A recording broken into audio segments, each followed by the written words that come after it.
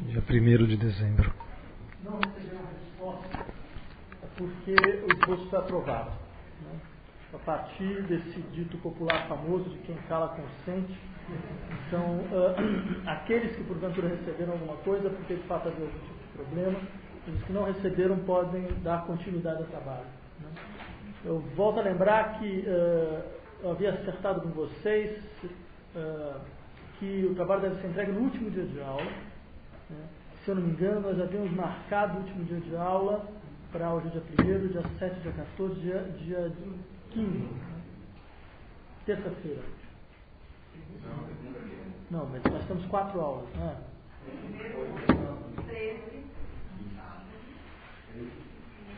Nós marcamos no sábado. Vocês preferem de fato marcar no sábado ao invés de marcar no dia de semana? Por exemplo, se nós marcássemos uma quarta-feira à noite. Quem não pode? Vocês dois. 3. Tá. Mas vocês 4 não podem nenhum dia da semana ou só na quarta-feira? Quarta-feira eu não posso. Sexta-feira eu tenho uma dificuldade, mas eu poderia. Sábado para mim seria excelente. Eu não posso só na quarta. Você não pode só na quarta? Nessa última semana, na verdade, eu fiz muita dificuldade para vir à aula. Porque eu tinha pensado em entregar o trabalho antes do departamento. Tá. Porque ele tinha dito que Tá. Sim, sem problema. então eu vou fazer. Tá. Então, bem, você não tem problema só na quarta, vocês dois só podem na sexta. Eu posso ir outros dias da semana, quarta-feira para mim com mais dificuldade. Tá, porque na verdade na outra segunda seria bem 1, 7, 14 e dia 21. Imagino que 21 para vocês já é muita coisa, né? Bem, pois é. Então, essa é a negociação, entendeu? Nós podemos, por um lado, a aula vai até as vésperas do Natal, mas vocês ganham mais tempo para ter o trabalho. Beleza. Vocês aceitam isso? Pode. Então, nós temos aula no dia 21. Então, vocês dia 22, né? Dia 22. Até o dia 22. Então, tá. Bem, a gente aproveita e também faz um amigo oculto aqui, que resolve no final do ano. Né? Sim. Se alguém tiver precisando já de uma modificação do projeto, Veja, a princípio eu, inclusive, espero que modificações ocorram, né? Porque isso é um processo natural, entendeu? Quer dizer, vocês têm uma visão razoavelmente clara do que vocês querem fazer, e a partir do momento que vocês começam a fazer, vocês percebem que, bem, há muito mais coisa a ser desenvolvida e é muito mais prudente focar em algumas questões. Então, nesse sentido, isso é um processo orgânico muito natural, né? Então, vocês não precisam ter nenhum tipo de discussão comigo a esse respeito. A não ser que, de fato, vocês façam uma modificação brutal. Quer dizer, uma modificação completa do assunto a ser tratado. Aí eu recomendo que vocês conversem comigo. Volto a insistir, eu estou aqui todas as segundas-feiras, mas eu vou estar outros dias, então se porventura alguém quiser conversar comigo, em outros dias basta me mandar um e-mail perguntando, que a gente pode discutir. Ok, gostaria então de iniciar nossa aula de hoje, e essa aula é uma aula bastante importante, porque depois de um longo período de interrupção, nós vamos voltar ao nosso curso para nos dedicarmos então ao comentário da doutrina da essência. Vamos fazer um salto, né? Nós vamos trabalhar no capítulo da medida e nem o final da quantidade. Eu fiz esse salto por uma razão bastante precisa, porque, a meu ver, a doutrina da essência é o núcleo da ciência da lógica, e eu ficaria muito... o curso ficaria muito prejudicado se nós não tivéssemos ao menos 4 aulas para se dedicar a algumas questões fundamentais da doutrina da essência. De fato, não vai ser possível dar conta da integralidade da doutrina da essência, como seria o ideal. Então, na verdade, o meu objetivo nessas 4 aulas vai ser apenas de comentar a primeira parte. A primeira parte, que é essa parte intitulada A Essência como Reflexão em Si Mesmo. Né? De qualquer forma, essa é, a meu ver, a parte central, não apenas da doutrina da essência, mas eu insistiria que ela é seguramente a parte central de toda a ciência da lógica. Nela, Hegel apresenta o seu conceito de reflexão, sua crítica à analiticidade, a crítica à identificação do princípio de identidade, apresenta o seu conceito de diferença, de contradição e a sua concepção muito peculiar e extremamente importante do que significa exatamente estabelecer um fundamento para o pensar. Todas essas operações, elas constituem o solo do projeto geral da ciência da lógica. Ou seja, que projeto é esse? Eu havia dito isso para vocês desde o início do nosso curso. O projeto consiste em fornecer à reflexão uma gramática. Fornecer à reflexão uma gramática que permita dissolver as ilusões de um pensar aferrado à finitude e à representação. Uma gramática que abre as portas para um saber do absoluto e da infinitude. Eu diria que a base dessa gramática ela aparece exatamente na primeira parte da doutrina da essência. Por isso que eu insistiria, trata-se no fundo do núcleo do projeto geral da ciência da lógica. Veja, é a parte mais importante. Veja, a fim de alcançar o nosso objetivo, então eu proponho dedicar uma aula a cada um dos 3 capítulos que compõem a primeira parte da doutrina da essência. Bem, nós temos 4 aulas, eu afirmo que uma aula vai ser para cada um dos 3 capítulos, já vai sobrar uma aula, mas como eu sei que não vai sobrar uma aula, até porque o projeto em nenhum momento vai descarrilhar, vou precisar de mais uma aula, então já estou contando com isso. Né? Na verdade, essa é a essência da racionalidade do Hegel, liberalidade em relação ao irracional. Bem, assim nós vamos comentar hoje o capítulo intitulado A Aparência, der Schein. Nós vamos deixar para as próximas 2 aulas os capítulos sobre as determinações de reflexão e sobre o fundamento. Como textos de apoio, eu sugiro então, ou seja, textos de comentadores, né? Eu sugiro primeiramente um belíssimo livro da Beatrice Longuenesse, que se chama Hegel e a Crítica da Metafísica. Hegel e la Critique de la Métaphysique. Esse livro tem na biblioteca. É um livro sobre a doutrina da essência. O livro todo é sobre a doutrina da essência, num comentário extremamente preciso e muitas vezes brilhante. Então, um livro que eu recomendo vivamente, assim como um texto, que é um texto clássico que eu deixei na Xerox, do Dieter Heinrich, que é um texto sobre a doutrina da essência. O texto chama Hegel's Logie de Reflexion, ou seja, a lógica da reflexão hegeliana. Todos esses 2 comentários são exclusivamente dedicados à doutrina da essência. E eu recomendo ainda a leitura de um capítulo do livro do Toynzen, Michel Toynzen, que chama Sein und Schein, ou seja, ser e aparência, e aparecer, né? Que eu estou deixando na Xerox agora, o capítulo intitulado De Reflexion logisch Auflösung des Scheins der Unmittelbarkeit, ou seja, a dissolução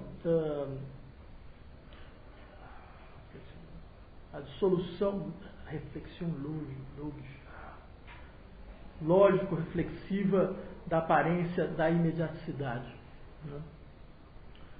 Então eu gostaria ainda de utilizar a aula que vem para comentar as páginas também de diferença e reflexão do Deleuze, as páginas que ele dedica à crítica do conceito de diferença no Hegel. Essas páginas elas estão no primeiro capítulo do livro, que é esse capítulo intitulado A Diferença em Si Mesmo. Ou seja, eu sugiro para vocês, então, 3 comentadores. Né? Esses 3 comentadores me parecem os 3 melhores textos sobre a doutrina da essência, e são textos bastante didáticos e bastante generosos, então acho que eles podem servir de apoio para a leitura. Ainda eu já devo ter indicado isso para vocês logo quando a gente começou a doutrina do ser. Bem, tem esses 3 volumes, o pessoal da Escola Normal do Biar, do Kierkegaard, chama Introdução à Leitura da Ciência da Lógica. Então tem lá Doutrina da Essência, Doutrina do Ser, Doutrina do Conceito. Então tem um livro sobre a Doutrina da Essência. Bem, na verdade, esse livro é uma espécie de grande paráfrase da Doutrina da Essência. Então tem esse problema, não se trata de um comentário, trata-se de uma espécie de versão facilitada. Né? Eles comentam como o livro se desenvolve, mas sempre muito rente ao texto, mas excessivamente rente. Tem uma vantagem, que é naqueles pontos onde vocês não conseguem simplesmente entender do que se trata, né? Bem, o livro ajuda no sentido de tentar traduzir, de uma certa forma, algumas passagens que são mais obscuras. Mas, enquanto comentário de texto, não acrescenta muita coisa. Né? Então, por isso eu sugiro basicamente esses 3. Né? E o texto do Deleuze, na verdade, eu acho que ele vai nos permitir expor alguns pontos muito importantes do conceito hegeliano de diferença e de contradição. Gostaria de trabalhar com vocês na aula que vem. Então, bem, antes de nós iniciarmos o nosso comentário de texto, eu creio ser necessário uma contextualização a respeito do lugar da doutrina da essência no interior do projeto da ciência da lógica e a natureza das divisões internas que compõem a doutrina da essência. Vejam, nós vimos desde a primeira aula como a ciência da lógica visava dar conta do movimento que vai do ser ao conceito. Um movimento que, no fundo, realizava um dos motivos maiores do idealismo hegeliano, que consiste em apreender a substância como sujeito. Né? E, com isso, explicitar a maneira com que tudo o que se oferece à experiência é posto pela estrutura conceitual do sujeito. Esse movimento também explicava por que a ciência da lógica era inicialmente subdividida em lógica objetiva, a doutrina do ser, a doutrina da essência, e lógica subjetiva, a doutrina do conceito. No entanto, nós havíamos visto também que Hegel insistia na necessidade da lógica objetiva ser, por sua vez, dividida a partir das noções de ser e essência. Essa subdivisão era justificada por Hegel a partir da exigência de introduzir, eu cito Hegel, uma esfera de mediação. O conceito como sistema das determinações de reflexão, ou seja, do ser que se transforma em ser em si do conceito, que dessa forma não é ainda posto como para si, tal como na lógica subjetiva, mas que está marcado ao mesmo tempo pelo ser imediato, como algo que também lhe é exterior. Isso é a doutrina da essência, isso é exatamente a doutrina da essência, que está no meio entre a doutrina do ser e do conceito. Ou seja, o que o Hegel quer dizer com isso? Ele quer dizer que a essência é fundamentalmente uma noção que opera a mediação entre o ser e o conceito. Daí porque talvez seja correto dizer que essa é a região central do livro, região onde os processos principais são apresentados. Agora, a questão é, qual é a necessidade dessa mediação? Por que essa mediação? E mais, vocês vão ver, não é totalmente evidente, mas o que, afinal, Hegel compreende por essência? Qual o sentido do termo essência no interior do projeto hegeliano? Bem, grosso modo, nós podemos dizer, inicialmente, que as categorias do ser, como ser, nada, finito, limite, infinito, múltiplo. Essas categorias elas tendem a produzir a ilusão de serem determinações isoladas e não relacionais. O conceito de ser não está imediatamente expresso, por exemplo, que ele é impensável sem o seu oposto, o nada. De certo, nós vemos na doutrina do ser uma sucessão de passagens de um conceito ao outro. Nós vimos isso no decorrer do nosso curso. Como se passa do ser ao nada, como se passa do nada ao devir, como se passa do Dasein ao ser para si. Agora, há um detalhe nessas passagens, e quem compreendeu isso muito bem foi o Lebrun. Então, cito o Lebrun. Sem dúvida, nessa progressão por rupturas, as determinações finitas denunciam a sua instabilidade, mas somente sob a forma da substituição de um conteúdo por outro conteúdo diferente. A necessidade é camuflada. Ou seja, o problema da doutrina do ser é que ela pensa as relações entre conceitos como passagens. Como passagem de um e o outro.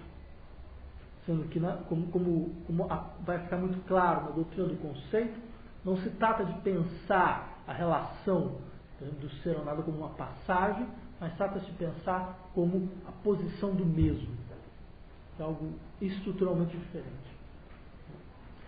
Por exemplo, por que a doutrina da essência prepara essa perspectiva? Porque já as categorias da essência, como identidade, diferença, contradição, fundamento, são imediatamente categorias relacionais, onde um termo traz imediatamente o seu oposto. Com isso, o outro perde o aspecto de um exterior indiferente para se tornar aquilo que está desde o início indissociável do seu oposto. Dessa forma, a tematização da essência permite, e essa é a função central, ela permite o abandono de uma noção fixa e identitária de objeto, em prol de uma noção onde objeto nada mais é do que o nome de uma estrutura relacional. É verdade que essa noção de objeto, que nasce com a essência, ainda é apenas em si. Por quê? Por que ela ainda é apenas em si? Porque falta a anulação do vocabulário da alteridade. A essência é pensada a partir de, digamos, uma gramática da alteridade. Daí o papel fundamental da ideia de negatividade na doutrina da essência. Daí o papel fundamental de contradição na doutrina da essência, a noção de conflito na doutrina da essência. Bem, essa anulação do vocabulário da alteridade, ela só vai ser realizada pela doutrina do conceito. Então, nesse momento, quando há uma anulação, uma superação do vocabulário da alteridade, é que o conceito enquanto unidade vai poder se estabelecer. Mas, de qualquer forma, essa passagem pela essência ela é fundamental. Porque, através dela, cria-se as condições para o conceito não aparecer simplesmente como um conceito de objeto, como eu disse para vocês há um tempo atrás. Ou seja, como conceito de objeto no sentido de um conceito que tece relações biunívocas com objetos isolados. Antes, o conceito vai aparecer como formalização de relações entre objetos, como conceito de estados de coisas, e não de objetos. Daí porque nós podemos dizer que, eu cito Vittorio Hösler, no ser reina uma imediatez sem relação. Na essência, emerge uma estrutura relacional que se eleva no conceito à pura reflexividade. E nós vimos como a própria maneira com que a doutrina do ser era subdividida em qualidade, quantidade e medida, já indicava um movimento onde se parte da determinação imanente, mais aparentemente singular e irredutível, que é a qualidade, a uma determinação que só é no interior de uma relação geral com os outros, que é a ideia de medida. Bem, mas é sempre bom lembrar que essa passagem do ser à essência, ela é uma passagem impulsionada pelo ritmo da explicitação. Explicitação por quê? Porque trata-se, na verdade, de explicitar uma estrutura relacional que já estava em operação desde o início, só que de maneira não reflexiva, que já estava em operação nas compreensões da categoria do ser. Essa dinâmica da explicitação, tem um belíssimo livro de um hegeliano como Robert Brandon, que explora isso de uma maneira muito interessante. É um livro que chama, não por acaso, Make It Explicit. Ou seja, que é um dos grandes livros do Brandon, toda a ideia é exatamente essa, como que o movimento do pensamento hegeliano é um movimento que no fundo, só pode ser compreendido enquanto explicitação. O Hegel não utiliza esse termo, mas ele utiliza termos que têm uma conotação muito mais pesada, como, por exemplo, aparecer e revelação. A lógica é um processo de revelação. Então veja, essa dinâmica da explicitação, ela pode ser encontrada na própria organização interna da doutrina da essência, que é toda ela construída a partir do movimento que vai da interioridade à tematização da exterioridade. Sim, partindo da reflexão da essência em si mesma, através principalmente da apresentação das determinações de reflexão, nós vamos em direção aos modos da Erscheinung, fenômeno ou aparecer, ou seja, daquilo que aparece à consciência em sua experiência, isso até a Wirklichkeit, até a realidade, enquanto espaço de manifestação do absoluto em sua necessidade e em seus modos de relação. Essas são as três divisões da essência, né? Essência como reflexão em si mesma, fenômeno, Erscheinung, né? E a Wirklichkeit, a realidade. A sua maneira, esse movimento da interioridade e exterioridade também vai ser retomado na doutrina do conceito. Isso eu discuti com vocês na última aula. Então vejam, assim, se o ritmo de explicitação visa mostrar como a essência é, na verdade, eu cito Hegel, o movimento do próprio ser, ou se o ritmo de explicitação visa mostrar como a natureza do ser é a divina essência, é porque, eu cito Novinés, a passagem do ser à essência é passagem das determinações que parecem existir por si nas coisas, por causa do ser, a revelação de que as determinações aparentemente as mais imediatas estão desde sempre constituídas e organizadas em um pensamento unificado. Uma mesma unidade pensada organiza as percepções das coisas e a compreensão de suas relações. Ser e essência são uma e outra o produto do conceito.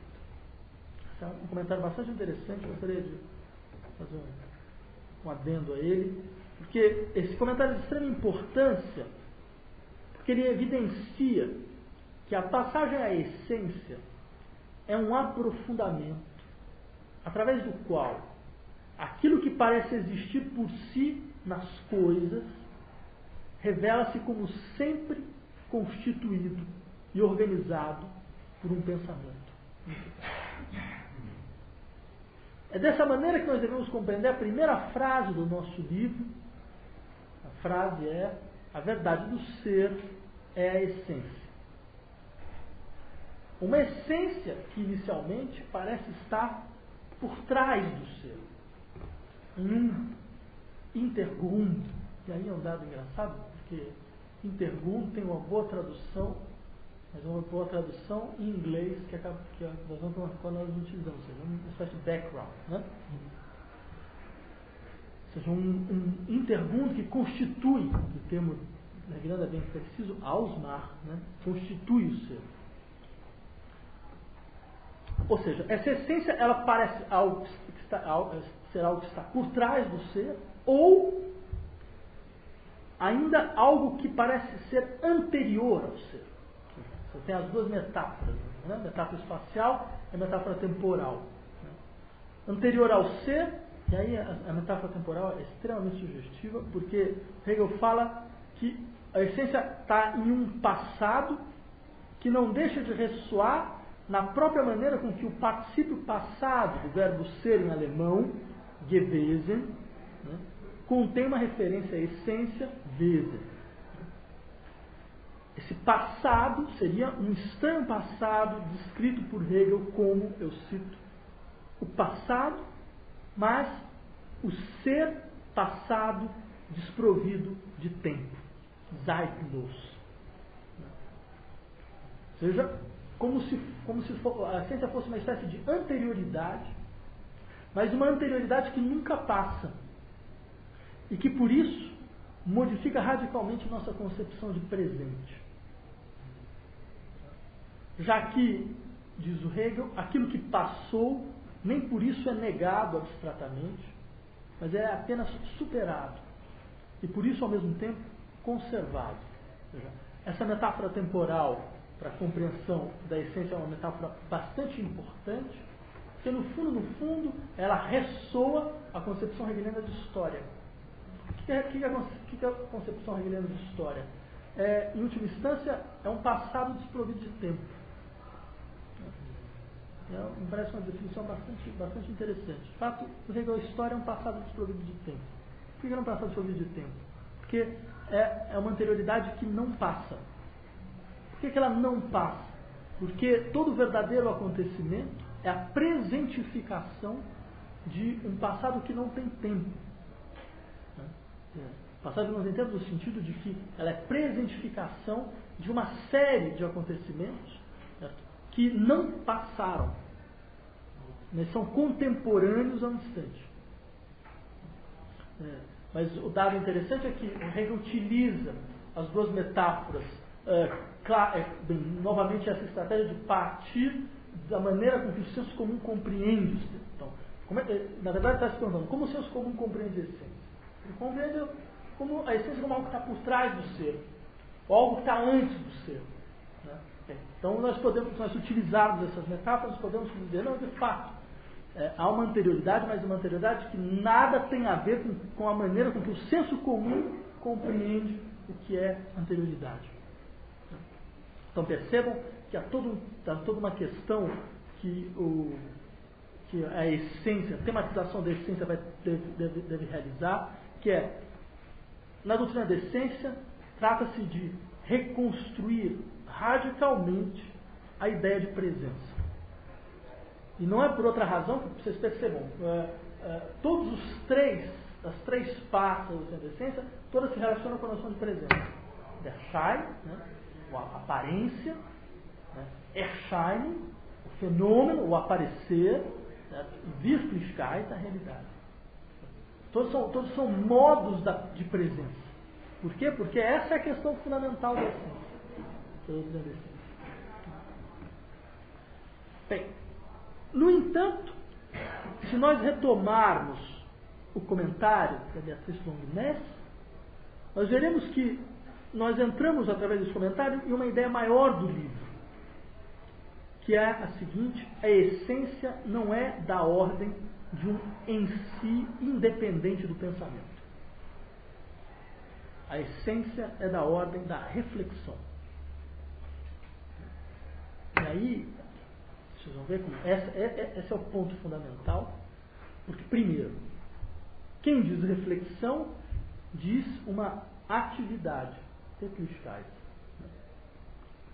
A essência, ela não é um substrato. A essência é uma atividade.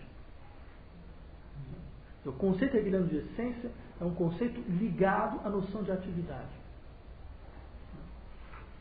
E o nome próprio dessa atividade é reflexão.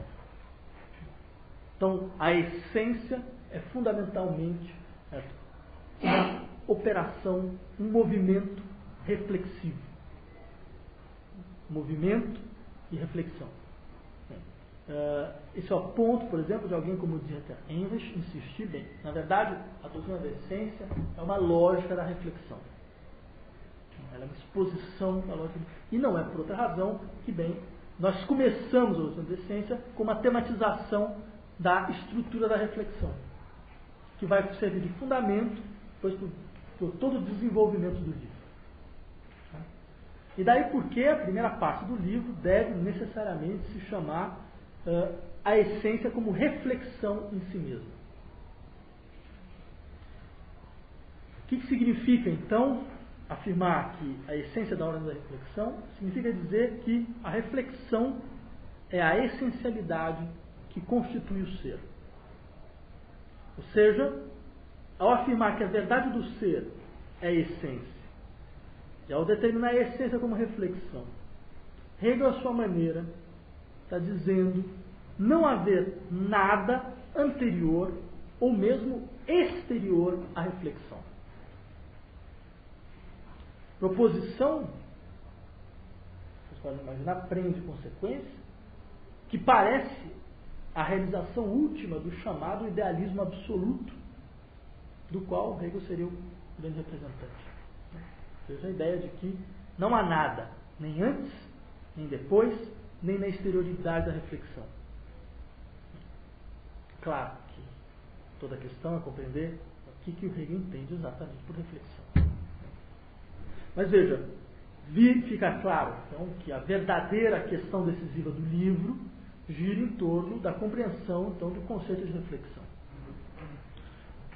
Compreensão peculiar, por quê? Porque nós costumamos compreender a reflexão como um procedimento meramente subjetivo do pensar, um procedimento vinculado à autoobservação de operações da nossa própria mente. Por exemplo, eu lembraria aqui para vocês do que Locke disse a respeito da reflexão, né? Talvez aquele que sintetizou de maneira mais clara a concepção moderna que vigora entre nós, afinal de contas, o que é reflexão. Né? Diz Locke, nos ensaios referentes ao entendimento humano, né? A mente, eu cito, recebendo as ideias de fora, quando volta sua visão para si mesma e observa suas ações sobre as ideias que tem, produz daí outras ideias que são tão capazes de ser objetos de sua contemplação, contemplação da mente, quanto qualquer outra que ela receba de coisas exteriores. Ou seja, se as sensações, então tem essa famosa divisão do Locke, sensações e reflexão, são dois tipos de ideias, mas o Locke utiliza o mesmo termo, né, para dizer que se as sensações são ideias cuja fonte são objetos externos, reflexão, que eu estaria mesmo em inglês, porque ela é bem preciso, the notice which the mind takes of its own operation. Né? Ou seja, o dado, né, que a mente recebe das suas próprias operações. E que produz ideias a partir, digamos, do sentido interno. Bem, eu trago essa citação do Locke simplesmente para insistir na peculiaridade da noção hegeliana de reflexão. Uma noção que, em hipótese alguma, pode ser confundida simplesmente com essa autoapreensão que a mente faz das suas próprias operações. Como se, e aí a metáfora é decisiva, como se a mente estivesse diante de um espelho. A metáfora especular da mente, né? Que é uma metáfora decisiva para a própria noção moderna de consciência. Quem escreveu isso muito bem, num livro formidável, um belíssimo livro, foi Richard Hort, na filosofia como espelho da natureza, né? Onde ele vai fazer a crítica da metáfora especular da mente. Né? Bem, essa metáfora especular ele é fundamental para a própria constituição da noção moderna de consciência. E o que é interessante é que, embora o Hegel conserve essa metáfora, ele fala, o que é refletir? Refletir a ideia de reflexão nasce da luz que vai até o espelho e volta. Né? Então, embora ele conserve essa metáfora, né, não é difícil imaginar que Hegel não pode aceitar distinções entre sensação e reflexão, tais como essas pressupostas pelo Locke. Porque trata-se, eu cito o comentador Bruno Haas, trata-se de mostrar como a reflexão é o que, através do qual algo enquanto algo é. Ou seja, a reflexão põe aquilo que aparece como objeto, não só da experiência, mas objeto de tudo aquilo que pode contar no interior do saber humano. Ou seja, a reflexão não apenas observa as operações da mente, mas ela põe os objetos com os quais a consciência se depara. De uma certa forma, ela é, diz o Hegel, o movimento das próprias coisas. Daí porque o que mais interessa ao Hegel na metáfora especular não é, na verdade, o fato do imediato, do que imediatamente aparece, se cindir e se mediatizar, colocando-se como um outro. Isso é próprio da natureza do espelho. Né? Por exemplo, eu cito aqui o momento em que o Hegel vai falar dessa metáfora especular. Está lá na enciclopédia, no parágrafo 112. Diz o Hegel: o termo reflexão é empregado inicialmente a propósito da luz, quando em sua propagação em linha reta, ela encontra uma superfície especular e é por ela relançada para trás. Nós temos, pois, aqui um duplo, uma duplicação. Primeiro, um imediato, um ente, né? Que trata-se de um mesmo. E o segundo, o mesmo enquanto mediatizado ou posto, né? Ou seja, porque é algo que vem do exterior. O espelho comandado está na exterioridade do objeto. Né? Ora, esse é exatamente o caso quando nós refletimos sobre um objeto, enquanto aqui não é mesmo o objeto que conta em sua imediatez, mas nós queremos conhecê-lo enquanto mediatizado. Ou seja, o que o Hegel insiste, a metáfora especular, muito, ao invés dela criar uma transparência que permite a unidade imediata do mesmo, ela é uma duplicação que cinde o mesmo em dois, né? E que faz então com que o mesmo só tenha relação a si mesmo através de uma mediação. A mediação fornecida por quê? Fornecida pelo espelho. Então veja, nesse sentido então ele vai insistir, a reflexão ela é uma operação na qual o mesmo se cinde e se coloca como um outro. E é um dado, como vocês vão ver, muito interessante, porque esse conceito de reflexão é o mesmo conceito de consciência de si, que por sua vez é o mesmo conceito de experiência. Todos os três, reflexão, consciência de si, experiência, são tratados de maneira absolutamente simétrica. Sim. Isso não torna o conceito de reflexão relativamente próximo do próprio conceito de conceito, carrega as determinações? Sim. Já vai na próxima sessão, já nessa sessão. Sim, com certeza. Veja, a noção de conceito ela é estruturalmente dependente da ideia de reflexão.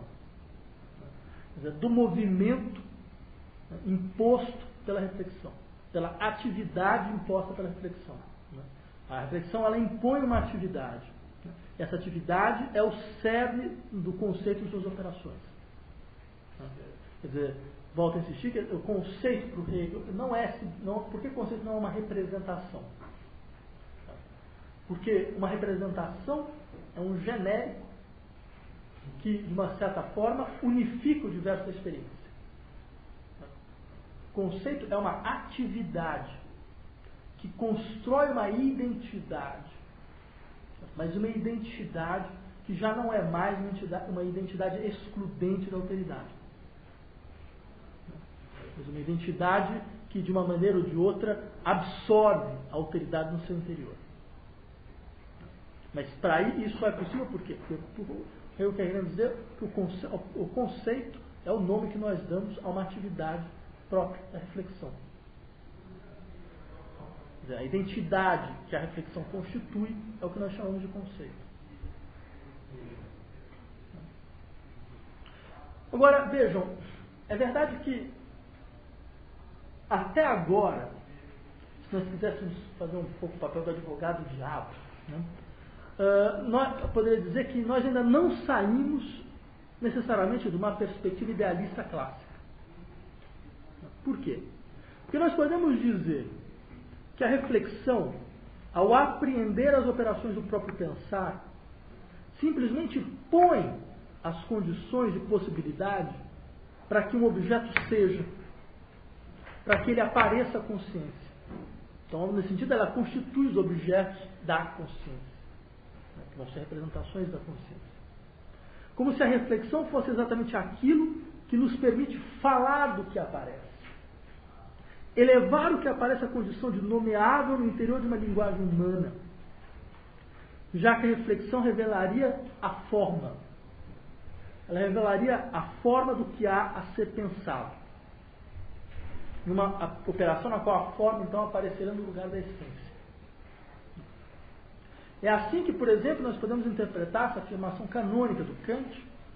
Eu cito: a reflexão não tem que ver com os objetos, os próprios objetos, para deles receber diretamente conceitos. Reflexão é o estado de espírito em que, antes de mais, nós dispomos a descobrir as condições subjetivas pelas quais nós podemos chegar a conceitos de objetos. A princípio, qual é a diferença entre essa postura e a postura que o Hegel propõe? Porque a princípio não é clara a diferença. Eu diria que a diferença é a seguinte: a proposição do Hegel é muito mais ousada. Por quê? Porque trata-se de dizer a reflexão, enquanto movimento próprio da essência, não é apenas a posição das condições subjetivas para a constituição de tudo o que é determinado e condicionado por um sujeito. A reflexão é o movimento do que é absoluto e incondicionado. Bem, não é por outra razão que a doutrina da essência deve caminhar para a tematização do absoluto enquanto realidade. O absoluto é o grande objeto da última parte da essência, que é a realidade. Então vejam, o que é um dado muito interessante, porque, por exemplo, Teunissen tinha compreendido muito bem, eu cito Teunissen, através da figura da reflexão absoluta, Hegel modela a consciência de si. A figura da reflexão absoluta é modelada a partir do próprio conceito de consciência de si. Agora, o que acontece é que há um problema. O conceito de consciência de si deve ser consciência de um objeto. Mas consciência não de um objeto que é a própria consciência, enquanto entidade individualizada e singularizada. É consciência de algo que se põe como absoluto e incondicional. Daí a ideia clássica da fenomenologia, consciência de uma consciência que é um eu, que é nós, e o nós que é eu. Ou seja, uma consciência que é uma multiplicidade, enquanto unidade. Então, multiplicidade, ou seja, nesse sentido de que ela é uma totalidade. Então, isso é um dado interessante porque já o jovem Hegel tinha compreendido muito bem o caráter abstruso dessas colocações. Por exemplo, ele vai dizer, de fato, há aí uma contradição a respeito da qual ele se demonstrava cônscio desde um texto de Juventude como diferença entre os sistemas filosóficos de Fichte e Schelling.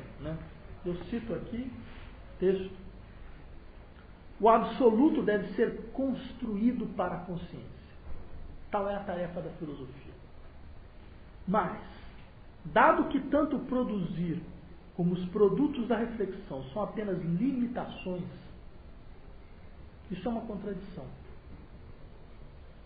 O absoluto deve ser refletido, deve ser posto, deve esse objeto da reflexão. Mas, desse modo, ele não é exatamente posto, ele é simplesmente suprimido. Porque, ao ser posto pelo sujeito, ao ser posto pela reflexão, ele se tornou limitado, porque condicionado ao sujeito que constitui.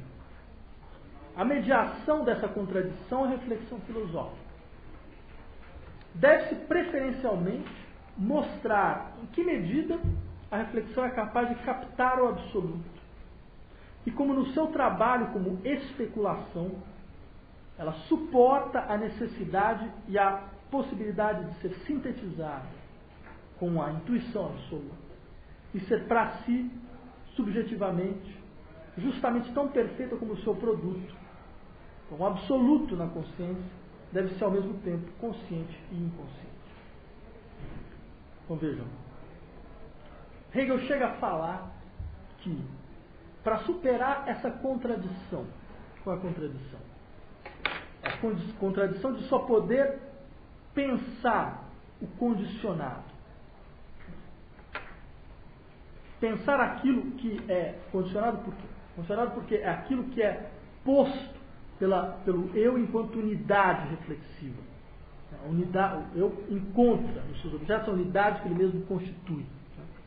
A fim de pensar esse condicionado, é necessário pôr uma multiplicidade infinita de condições e relações.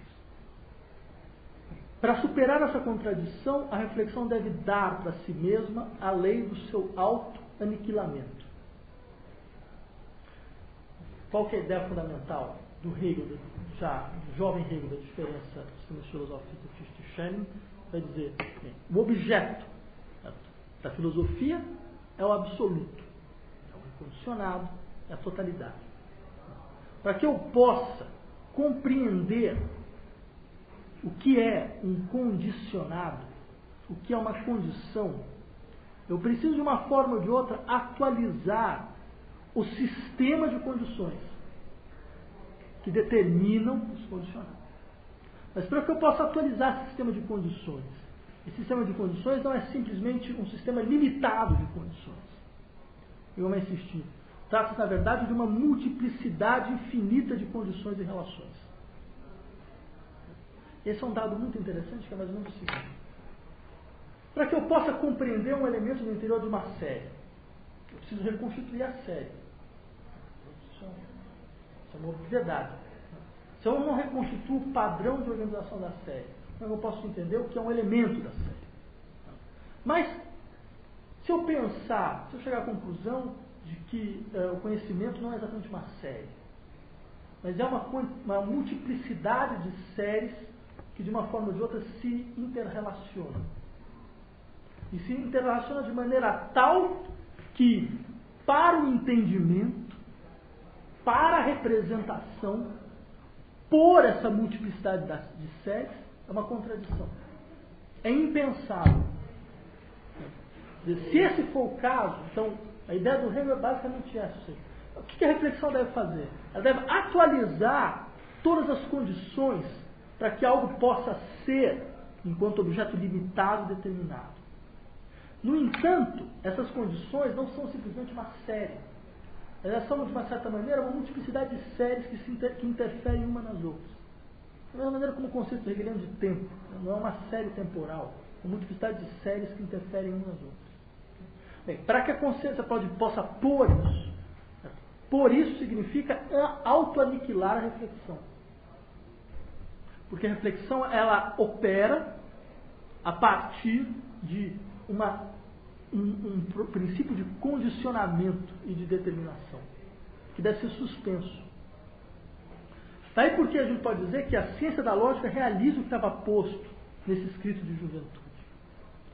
Porque, de uma certa forma, a reflexão, para se pôr como movimento do que é absoluto e infinito, deverá aniquilar aquilo que serve como fundamento para os seus próprios modos de determinação. Ou seja, a ideia fundamental aqui é o finito, para que o finito, vem desde o do ser, para que o finito seja, para que ele tenha uma realidade, ele só pode ser e ter uma realidade em relação ao infinito. Então, para que eu possa compreender o finito, é necessário que eu atualize o infinito. Por que eu preciso atualizar o infinito? Porque o finito, ele só determina o seu sentido no interior do infinito. É um pouco a ideia do Hegel, mas é uma razão muito simples. Bem, ou o infinito é um falso conceito, simplesmente é uma aporia, ou a aporia é o finito. A aporia é o finito porque, bem, como é possível eu falar, não, infinito não é uma aporia, nem o finito é uma aporia. No entanto, o finito, ele tem a sua inteligibilidade para além da necessidade de atualização do infinito. Como se existisse de um lado finito, de um lado infinito. A gente viu o quê? Qual que era a do Hegel? Significa o quê? No fundo, nós são dois finitos. Um aqui e outro ali. Porque como alguma coisa pode ser finito e está excluída do infinito. Como alguma coisa pode ser infinito e ter um exterior a si mesmo, que é o finito. Então, um dos dois conceitos é uma ilusão. Ou o infinito é um conceito ilusório, ou o finito é um conceito ilusório. Se o finito for um conceito ilusório, certo? Então significa que toda operação de determinação do pensar é sempre relacionada ao infinito. Então toda a questão é, então, o que significa pôr o infinito, pôr o absoluto, nesse sentido? O que significa refletir sobre o infinito, sobre o absoluto?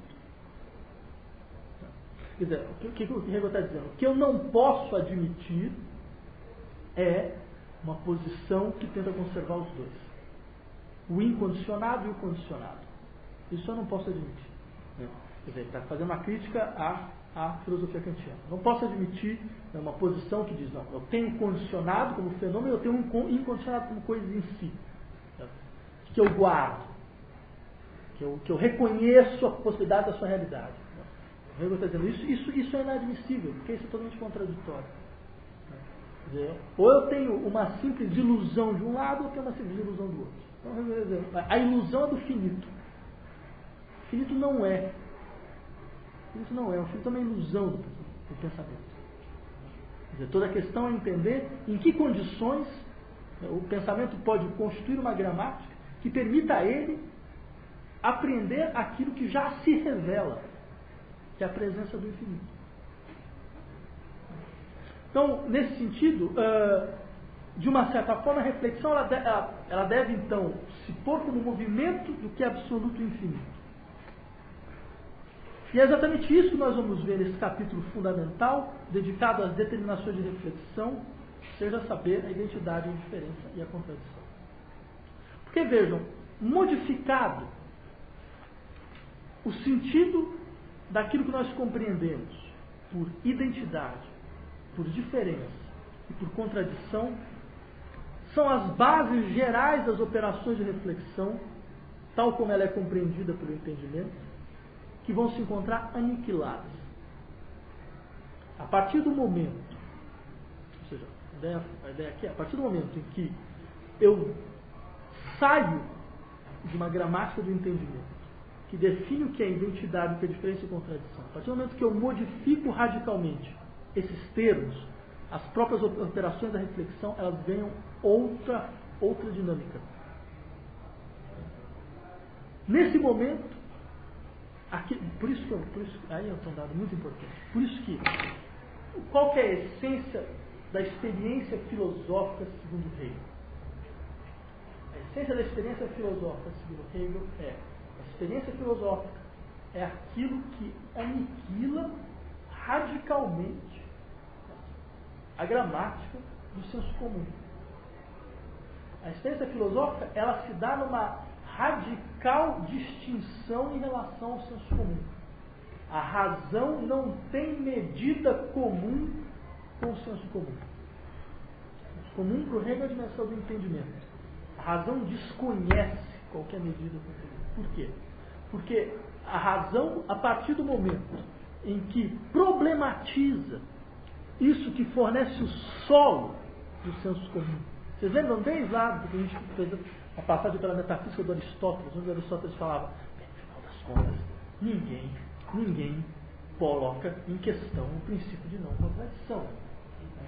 Afinal de contas, se alguém colocasse o princípio de não contradição em questão, como é que eu posso fazer a distinção entre ir a negar e ficar em casa? Né?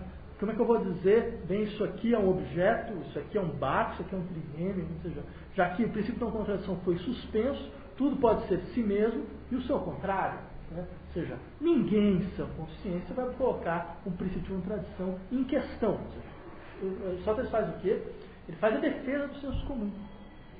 Fala bem, o senso comum se orienta na sua ação, levando em conta o princípio de identidade, de contradição e de ser excluído. Né? Ou seja, nesse sentido, não cabe à filosofia problematizar. Isso é a base que o senso comum fornece ao pensar filosófico. É um dado muito interessante porque isso para nós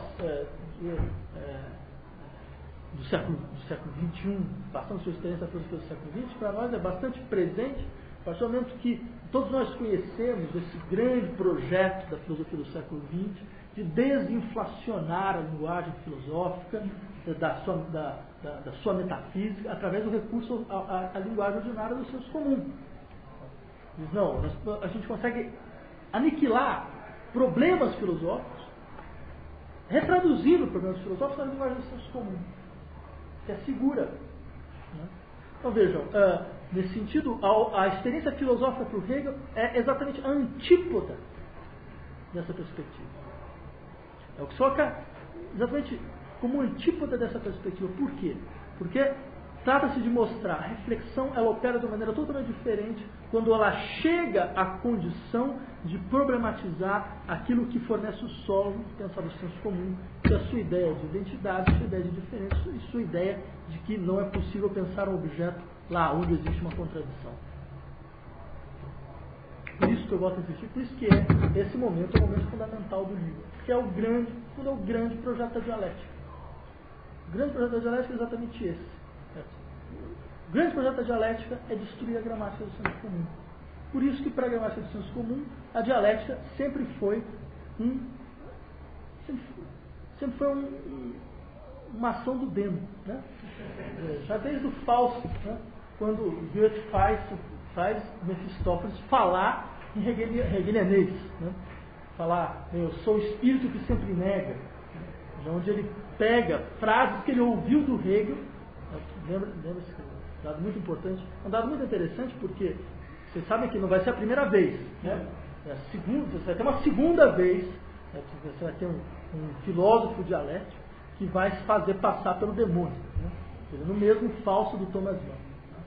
Fausto do Thomas Mann, onde ele vai fazer o Leverkusen falar como um adorniano. Da mesma maneira como o Mefistófeles do Goethe fala como hegeliano. Mas por quê? Porque, bem, para o senso comum, a dialética é uma inversão completa. É uma coisa que não tem o menor sentido. O menor sentido exatamente por causa disso, porque ela realiza aquilo que para o Hegel é de fato a verdadeira tarefa filosófica, que é colocar em questão aquilo que aparece como uma segurança lógica ontológica do pensar. Nós reconstituímos toda a possibilidade de experiência quando nós levamos a crítica não na antecâmara da lógica, mas como nós levamos a crítica à lógica. Então veja, nesse momento, aquilo que o Hegel vai compreender por reflexão especulativa vai poder se impor, o que permitirá a apreensão do absoluto sem a necessidade do recurso a alguma forma de intuição imediata ou de posição do pré-reflexivo. Para o entendimento, essa reflexão especulativa, própria à essência, equivale à pura negatividade.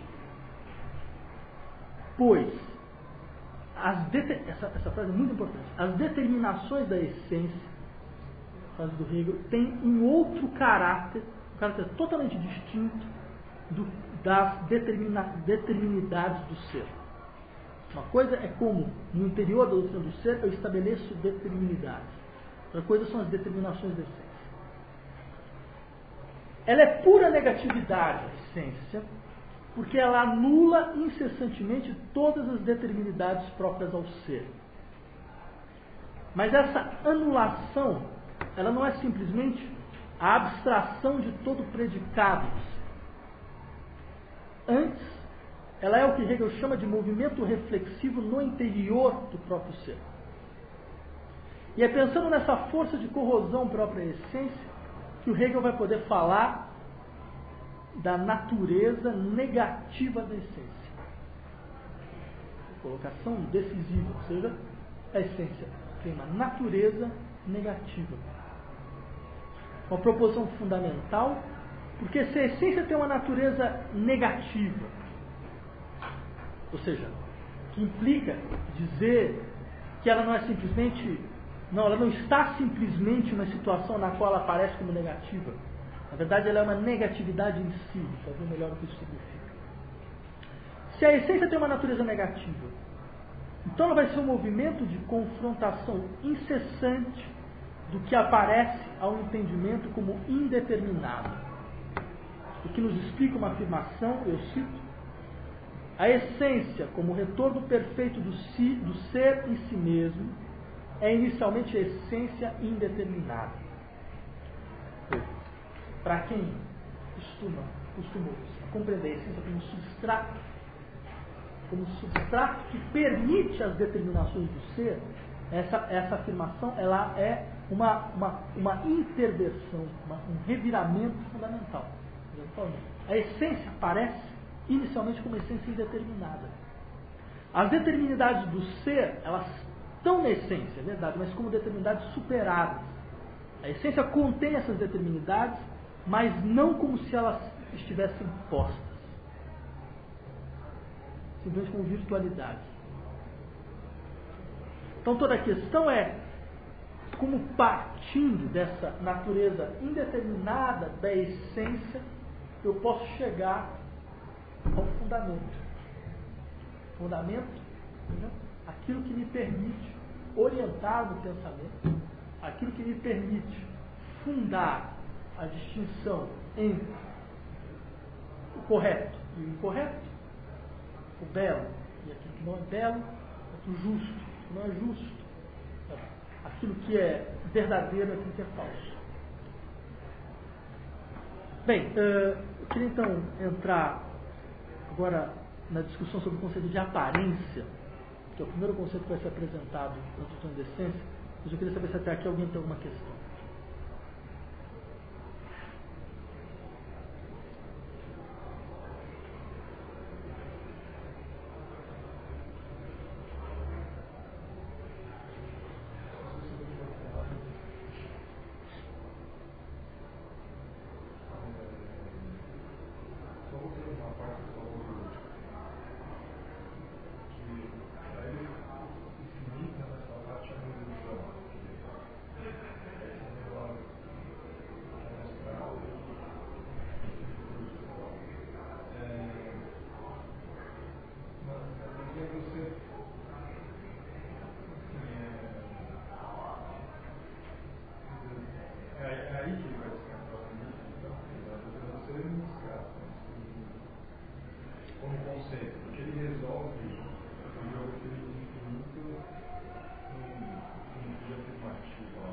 Sim, você viu que na doutrina do ser a infinitude volta duas vezes, né? Volta como infinitude, ela aparece primeiro como infinitude qualitativa e depois como infinitude quantitativa. Por quê? O Hegel quer mostrar que todas as vezes que o entendimento procura estabelecer uma determinidade como finitude, e essa, volto a insistir, essa é a nossa ideia tradicional. Para nós é trivial essa ideia. O que é determinado é finito. O que é determinado é limitado. Determinar significa limitar. No sentido de que eu posso então estabelecer as características de algo. Eu estabeleço as características por oposição, até eu excluo, estabeleço uma limitação. O Hegel insiste tanto no campo da qualidade quanto na quantidade, esse conceito de determinação não se sustenta. Nós vimos lá, qual é a questão do infinito quantitativo? Que a ideia de grandeza, ela é assombrada pela ideia de finitude. A ideia de grandeza é assombrada pela ideia de finitude, por quê? Porque a todo momento que a grandeza se afirma, ela sempre se afirma enquanto grandeza discreta e grandeza contínua. Essa necessidade dessa dupla afirmação simplesmente demonstra como a grandeza é assombrada por uma noção de infinitude. Da mesma maneira, no campo das determinações qualitativas do ser. As determinações qualitativas são assombradas por uma certa ideia de infinitude, por quê? Porque a todo momento que se coloca uma qualidade, a posição da qualidade exige uma internalização do oposto, o que faz então com que, para que eu possa determinar uma qualidade, eu tenho que determinar uma rede de relações. Eu tenho que atualizar uma rede de relações. Ou seja, isso significa o quê? Que eu nunca ponho simplesmente uma determinação. Eu sou obrigado a pôr a totalidade. Daí porque o Hegel pode insistir, não se pensa fora de uma totalidade. Agora, toda a questão é, por que a totalidade hegeliana é infinita? Porque a totalidade hegeliana poderia ser um conjunto fechado. Um conjunto fechado um conjunto fechado limitado de princípios e de possibilidades de organização, de combinatória. Mas a totalidade hegeliana é uma totalidade infinita. Eu diria que todo problema, o problema interessante é exatamente isso. O que significa pensar uma totalidade infinita? E o que o Hegel entende quando fala de uma totalidade infinita? O absoluto é uma totalidade, mas é uma totalidade infinita. Toda a questão é bem, totalidade infinita no sentido de que o que está por trás do conceito de infinitude? A gente já percebeu um elemento que está por trás do conceito de infinitude do Hegel. Até agora, em todo momento em que a infinitude aparece, ela aparece como indeterminação. Então há uma totalidade que quando se atualiza, ela provoca uma indeterminação. Porque ela diz... Não, ela ao atualizar, ela desarticula essa dimensão de ordenamento própria de um pensar da finitude, por isso ela aparece como indeterminada. Não, ao invés de ser simplesmente, não poderia pensar que essa negatividade própria da infinitude é uma abstração de todo o predicado do ser. O que o Hegel está querendo dizer, não, ela é a portadora de uma outra ordem, mas ela é uma outra ordem que, bem, para o entendimento, ela é indeterminada. Da perspectiva do entendimento, ela é indeterminada. Para a perspectiva do entendimento, ela é desprovida de sentido. Mas todo fato é, bem, a perspectiva do entendimento é a única perspectiva capaz de constituir determinidades. Por isso que o Hegel tem que fazer essa distinção entre, bem, existem as determinidades da essência e as determinidades do ser. As determinidades do ser, que são as determinações de reflexão, elas têm uma outra natureza. Ok?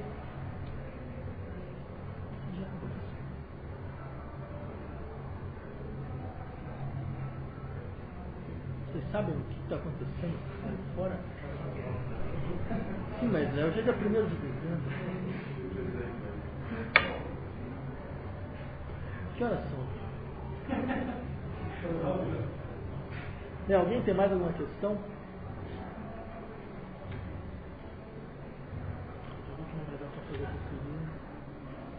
Ok, então já que são 5 horas, nós vamos fazer um pequeno intervalo de 15 minutos e eu volto então para falar sobre a aparência.